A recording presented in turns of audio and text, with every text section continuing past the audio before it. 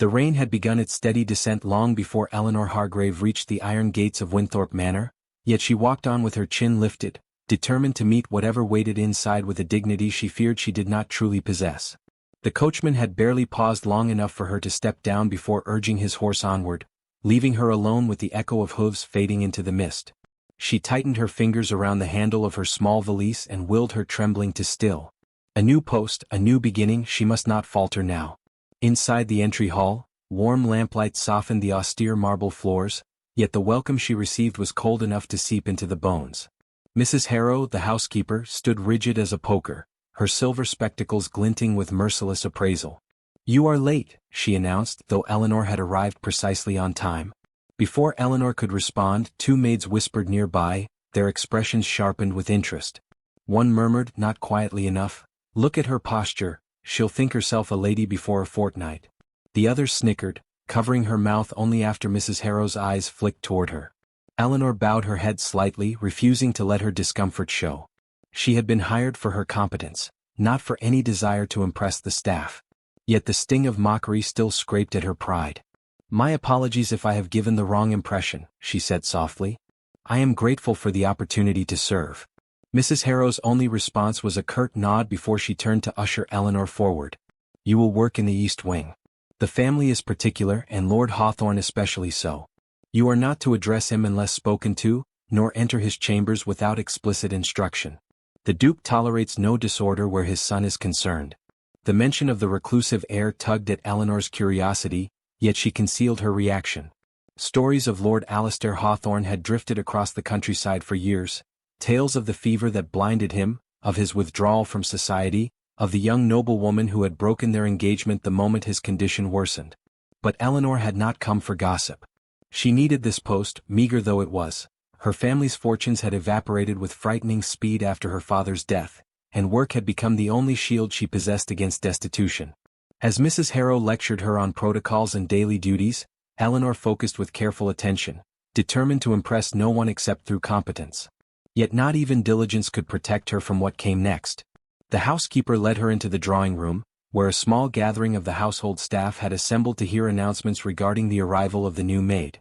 The butler, Mr. Pritchard, stood near the hearth, his stern profile illuminated by the flames. His eyes bore into Eleanor with the unmistakable expectation that she would fail him in some fundamental way.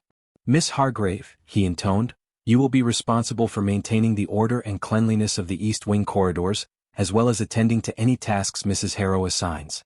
Should Lord Hawthorne or the Duke require anything, you will be informed through the proper chain of command. It is not your place to wander or inquire." Eleanor inclined her head. "Yes, sir." Before she could retreat, the door opened and a tall gentleman entered, dressed in rich burgundy tailored impeccably for a nobleman of high station. His confident stride and cool expression suggested an easy familiarity with authority. The staff straightened instantly, several maids dipped in curtsies. Eleanor's breath caught. This, she thought, must be Lord Alistair Hawthorne. Without hesitation, hoping to correct the impression she had made earlier, she stepped forward and offered a respectful curtsy. "My lord, it is an honor to—" Sudden laughter burst from the maids. The gentleman frowned deeply. "I am not Lord Hawthorne," he snapped. "I am his cousin Mr. Whitcomb. The heir is elsewhere." Heat surged up Eleanor's neck. She stepped back, mortified, as the laughter simmered around her like a cruel fog. Even Mr. Pritchard's lips twitched with thin, disapproving amusement. Eleanor swallowed, forcing composure. "Forgive me. I meant no offense." Mr. Whitcomb dismissed her with a flick of his hand, turning his attention to the housekeeper. Humiliation settled heavily on her shoulders, and yet she refused to let it break her posture. She stepped aside, silent, wishing only to disappear into the walls. The mockery faded only when a subtle shift moved through the room, something quiet, almost imperceptible. A presence. Eleanor felt it before she saw it.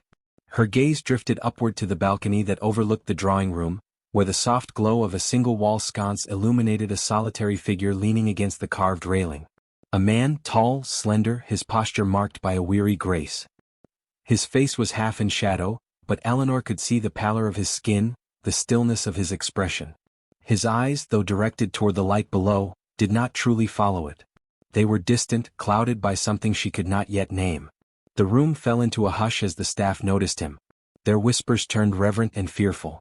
Lord Hawthorne, someone breathed. He never comes down at this hour. Eleanor stared, unable to look away. He did not speak, nor did he acknowledge the attention below. Instead, he tilted his head as though listening to some sound only he could hear. Then, unexpectedly, his gaze shifted, not toward the others, not toward the fire or the door, but toward the window where the rain glimmered like streaks of silver. It was a small movement, almost instinctual, yet it shocked Eleanor. A man said to be lost in darkness would not react to brightness so subtly, so naturally. A spark of curiosity, faint but insistent, stirred within her. Perhaps she had imagined it. Perhaps the stories were wrong. Perhaps the truth lay somewhere between shadow and light. Before she could ponder further, Mrs. Harrow whispered sharply, "Miss Hargrave, attend to your duties." The moment broke, but not entirely. As Eleanor followed the housekeeper out of the drawing room, she glanced once more upward. Lord Hawthorne had not moved, yet she felt, with inexplicable certainty, that he had sensed her presence. In the corridor beyond, the housekeeper lectured her again on decorum, but Eleanor heard little of it. Her mind returned to the quiet figure on the balcony, the heir who saw nothing, the heir who had turned toward the light. And though she could not explain why, a subtle tension curled through her, a sense that her path and his had already intertwined, however silently. She had come to Winthorpe seeking security, not entanglements, yet something within her whispered that Lord Hawthorne's story was not as the world believed. The manor's corridors stretched endless before her, shadowed and echoing with the weight of secrets. And as the rain continued its soft percussion against the windows, Eleanor felt that her first day had unveiled not merely humiliation, but a mystery that would not let her rest. Eleanor rose before dawn, determined to prove herself useful despite the humiliation of the previous evening. The manor slept under a veil of pale morning mist, its corridors hushed except for the soft clatter of servants preparing fires and morning trays. She moved quietly toward the east wing, mindful of every instruction. Yet the memory of Lord Hawthorne's faint reaction to the window's brightness had lodged itself in her thoughts with a persistence she could neither dismiss nor rationalize. It seemed impossible that a man so wholly blind would respond to light, however slight the movement, and the puzzle gnawed at her. She reminded herself that curiosity was dangerous for someone in her position, but restraint proved difficult when every instinct urged her to look closer. When she reached the heir's antechamber, she found the household physician already there, his sleeves rolled up as he prepared a small porcelain dish of the pungent herbal salve that was said to soothe Lord Hawthorne's eyes. Dr. Rathbone was a tall, stooped man with wiry brows and an air of unshakable certainty that made contradiction futile. He did not acknowledge Eleanor beyond a dismissive grunt, as though even noticing a maid would cost him dignity. "Stand back," he muttered, stirring the greenish mixture with a bone-handled applicator. "His lordship must not be disturbed while I work." The smell was sharp and metallic, clinging to the air like damp iron. Eleanor stepped aside, suppressing the urge to cover her nose. She remembered the traveling physician she had once assisted describing certain outdated remedies as harmful. The thought unsettled her, but she swallowed it, reminding herself of the countless rules that forbade her interference. Lord Hawthorne entered with quiet steps, guided by a footman who then retreated. His expression was composed yet weary, his unseeing eyes half lowered. The physician began applying the salve with brisk, practiced motions. Alistair winced. His jaw tightened, though he uttered no complaint. When Dr. Rathbone finished, he turned to Eleanor for the first time, thrusting the used cloth into her hands. "Dispose of this and air the room. He dislikes the lingering odor, though it is entirely necessary." Eleanor accepted the cloth, noting the faint tremor in Alistair's fingers. The physician swept out without another word, leaving the room heavy with silence. Eleanor approached the window to open it, but as she did, a low voice halted her. "If you would, leave it closed. The draught troubles my head." The words were polite, but the strain beneath them was unmistakable. She turned, surprised he had addressed her directly. He stood still, shoulders stiff, as though bracing against invisible discomfort. For a moment she hesitated, then ventured, "Does the salve cause you pain, my lord?" His head lifted slightly. "Pain is too strong a word, miss?" "Hargrave, my lord." "Miss Hargrave. No, it does not pain me. It merely reminds me that I am dependent upon it." The admission carried a worn resignation. Eleanor felt an unexpected ache in her chest. She stepped closer, careful not to intrude. "May I offer you a fresh cloth to remove any excess? It may lessen the discomfort." He gave the barest nod. She retrieved a soft linen square from the sideboard and returned to him. Her hands trembled as she approached, She had never touched a nobleman before, and certainly not with such intimacy. "May I?" she whispered. He did not answer, but he tilted his face toward her, granting unspoken permission. With slow, cautious motions, she dabbed the corners of his eyes. The salve smeared easily, staining the cloth. His breath steadied as she worked, and the lines around his mouth eased. When she finished, she stepped back at once, aware that even this small act could be misconstrued. "Thank you," he murmured, surprising her again. "You are unusually gentle." "I only wish to help, my lord." He gave a faint, rueful smile. "That is a rarer sentiment here than one might expect." Before she could respond, the doorknob rattled. She leapt back just as Mr. Pritchard entered, his eyes narrowing at the sight of them. "Miss Hargrave," he said sharply, "your presence is no longer required." Eleanor curtsied and hurried out, but not before she caught the butler's disapproving glare. By midday, whispers had already spread. In the servants' hall, two maids exchanged pointed looks as Eleanor passed. "Imagine her nerve," one muttered. "Standing so close to him." Another chimed in, "If she thinks kindness earns advancement, she will soon be set right." Eleanor ignored them, though her stomach nodded. She had done nothing improper, yet even innocence could be twisted into scandal in a house so rigid with hierarchy. Still, she could not forget the moment she had touched him, the trust he had silently offered, the quiet longing beneath his composure. Later that afternoon, as she polished the brass sconces along the corridor, she noticed Alistair approaching with slow, deliberate steps. No footman accompanied him. The uncertainty in his gait made her heart lurch. She set down her cloth immediately. "My lord, may I assist you?" He paused, recognizing her voice. "Miss Hargrave. I hope to find you. It seems I am disoriented." His dignity forbade a plea for help, yet the truth lay plainly in his tone. Eleanor offered her arm with respectful restraint. After a moment of hesitation, he accepted it. His fingers lightly gripped her sleeve, never her skin, yet the contact felt startlingly intimate. She guided him back toward his study, feeling his tension ease with every careful step. When they reached the doorway, he released her gently. "I apologize," he said. "I dislike troubling you." She shook her head. "You are no trouble, my lord. I am here to serve the household."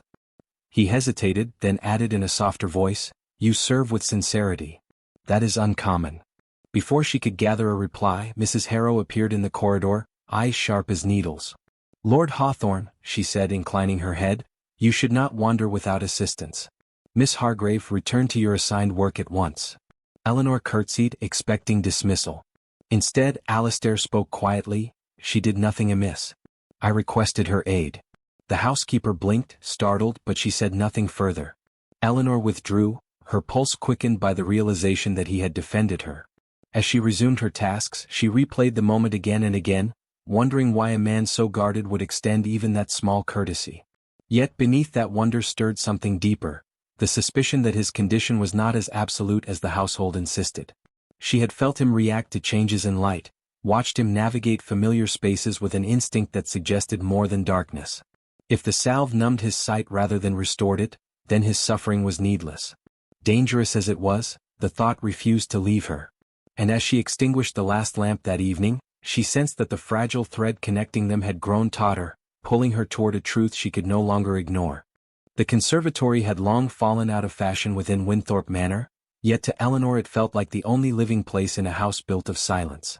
Morning light filtered through its arched glass panes, diffused by a soft haze of dust, and the faint scent of soil lingered beneath the wilted fronds of forgotten ferns. It was here, in this half-abandoned refuge, that she finally gathered the courage to act upon the suspicion that had grown day by day until it felt like a weight upon her lungs.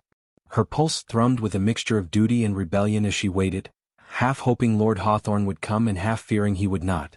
She had sent no message, yet somehow he arrived, guided only by instinct or perhaps by some silent recognition of her presence. When the door creaked open and he stepped inside, his posture was uncertain, as though he sensed the conservatory's disuse. He paused, his head slightly raised. "Miss Hargrave?" he asked quietly. "I thought I heard movement." Eleanor stepped forward. "Yes, my lord. I wish to speak with you, though I know it is not proper." The last word faltered. His expression, earnest despite its guarded stillness, pulled her toward honesty she had not intended to voice so boldly. "You have shown me more consideration than any member of this household," he replied. "You may speak freely." She swallowed, steadying herself. "My lord, I have observed something, perhaps I am mistaken, but it troubles me deeply." He turned his face toward her, the faintest crease forming between his brows. "Go on." Eleanor retrieved a small cloth from her apron, the same type she had used to remove the salve days earlier. "The treatment Dr. Rathborne applies to your eyes. I fear it may be doing more harm than good." His breath stilled. Her own courage nearly evaporated under the weight of his silence, but she forced herself onward. "I studied briefly under a traveling physician some years ago. He taught me that outdated salves sometimes dull the eye rather than heal it. And I have noticed, on occasion, you react to changes in light." He inhaled sharply, and she wondered if she had overstepped irreparably. "You believe I see?" His voice trembled not with anger, but with something far more devastating, hope held at arm's length. "Not fully perhaps," she said gently, "but enough that the treatment may be clouding what remains." For a long moment he said nothing. Then, softly, "My father has insisted upon this salve for nearly a decade. Dr. Rathborne claims it prevents further deterioration." He paused, a faint strain crossing his features. "If I ceased using it and my sight worsened, I would be entirely dependent." Eleanor's heart ached at the quiet terror beneath his words. "My lord, forgive my boldness, but I believe your condition deserves re-evaluation. I would not have spoken if I did not feel certain something is amiss." Still he hesitated, bound by habit, fear, and the invisible chains of expectation. At last he whispered, "If I agreed to refrain from the salve even for a day, I would require assistance." The admission touched something deep in her, something she dared not name. "Then allow me to help, my lord. Only as far as you permit." Alistair lowered his head. "You risk dismissal." "So do you," she answered softly. The corner of his mouth lifted in a fleeting, fragile smile. "Then we shall share the risk." They began with the simplest of exercises, gentle cleansing of his eyelids, exposure to soft morning light through the glass panes, and moments of stillness in which he described whatever flickers he perceived. The first time he reported seeing a faint glimmer, she felt a jolt of triumph, though she carefully masked it for fear of overwhelming him. "It is like a thread of pale gold," he murmured, blinking slowly. "Not a shape. More like a feeling that has color." Eleanor drew closer, careful not to touch him unless invited. "And does it hurt?" "No," he whispered. "It is simply unfamiliar." Day by day their secret meetings continued. They spoke little at first, her instructions soft and measured, his responses brief yet earnest. But gradually the silence warmed into conversation. He told her of the years he spent confined to the estate, abandoned by friends who once sought his company for pleasure or influence. He spoke, haltingly, of the fiancée who had visited once after his illness, only to dissolve their engagement with polite cruelty. "She said she pitied me," he confessed. But her voice held no pity, only relief.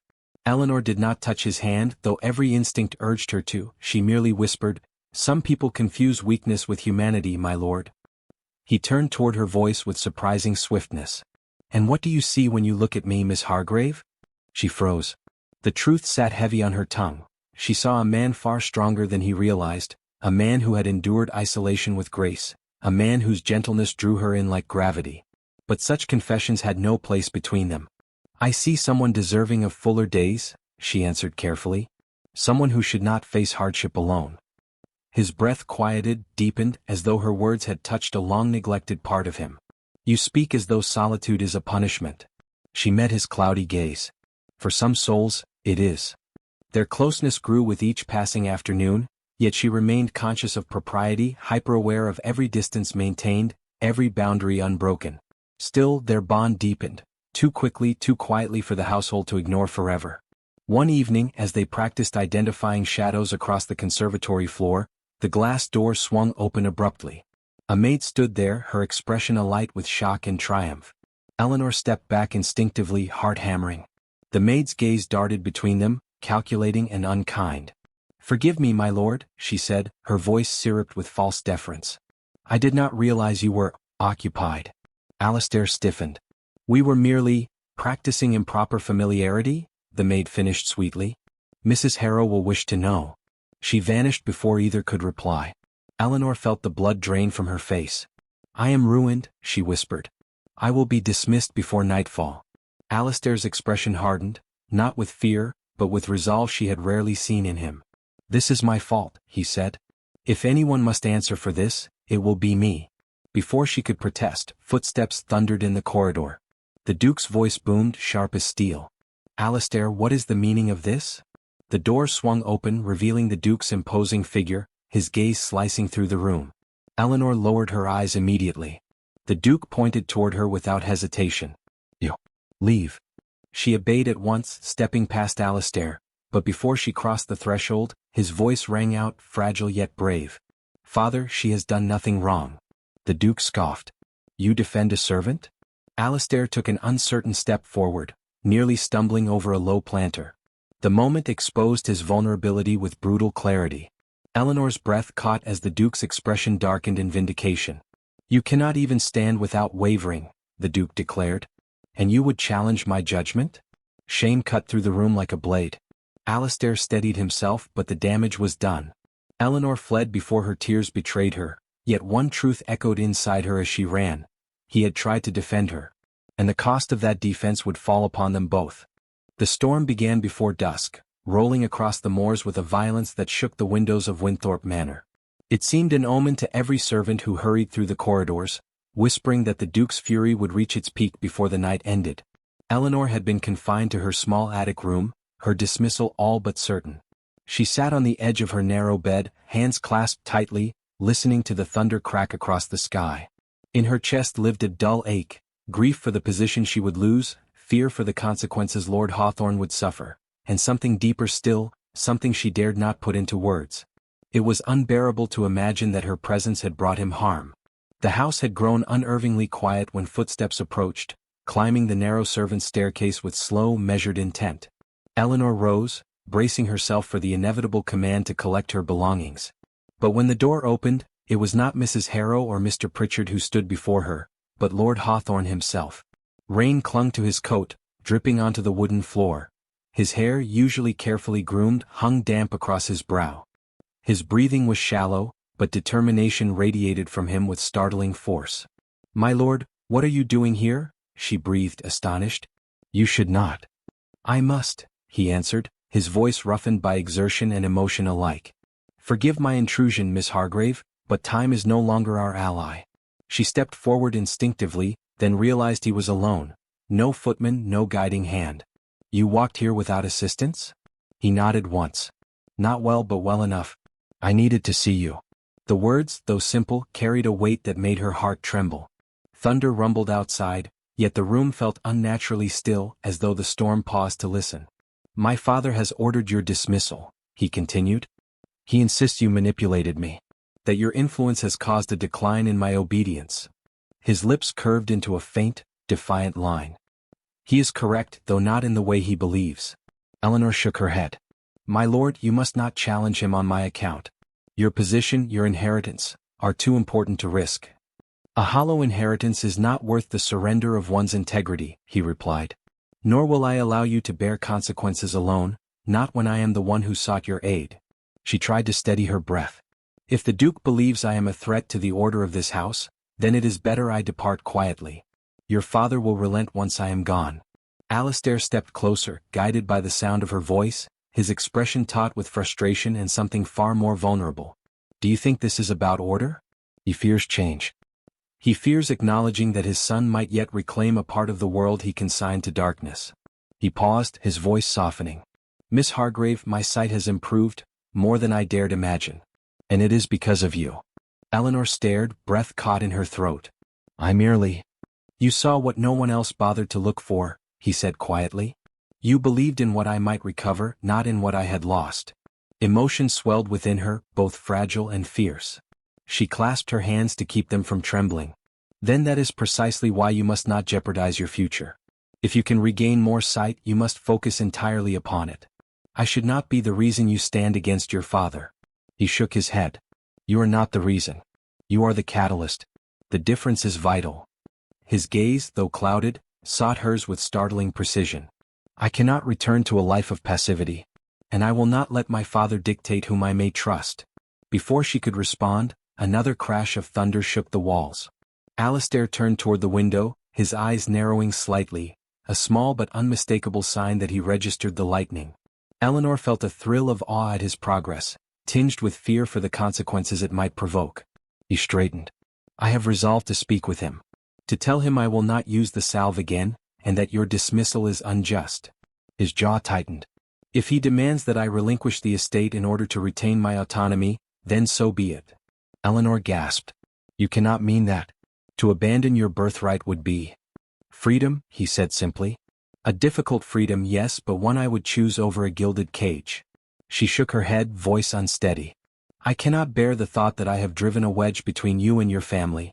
My own upbringing was humble, but my father always taught that one must not disturb the equilibrium of another household. Alistair stepped nearer, until the space between them felt charged with unspoken meaning. Equilibrium is merely a polite word for stagnation when it stifles progress. His tone softened. Miss Hargrave. Eleanor, you must understand something essential. You gave me hope when I had ceased craving it. You granted me dignity when others offered only pity. That is not disturbance. It is salvation. Her breath faltered at the sound of her name on his lips.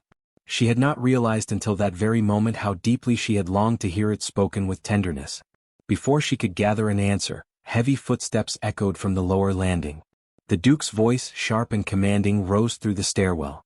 Alistair, you will return to your rooms at once. I will not tolerate further insolence. Alistair drew a steadying breath and turned toward the sound, squaring his shoulders. Stay here, he whispered to Eleanor. No matter what you hear, stay. The Duke appeared in the hallway outside her room, his figure a looming silhouette against the lantern light. His gaze flicked to Eleanor with cold accusation before settling on his son. You disgrace yourself, he said. And for what? A servant girl's flattery? Alistair stepped forward, each movement careful yet resolute. Not flattery. Truth. His voice echoed with newfound strength. My sight is returning. She recognized what your physician refused to see. The Duke's lips thinned in disdain. Nonsense. You cling to fantasies like a child. And she feeds them for her own advantage. Alistair shook his head. Dismiss her if you must, but know that I will follow.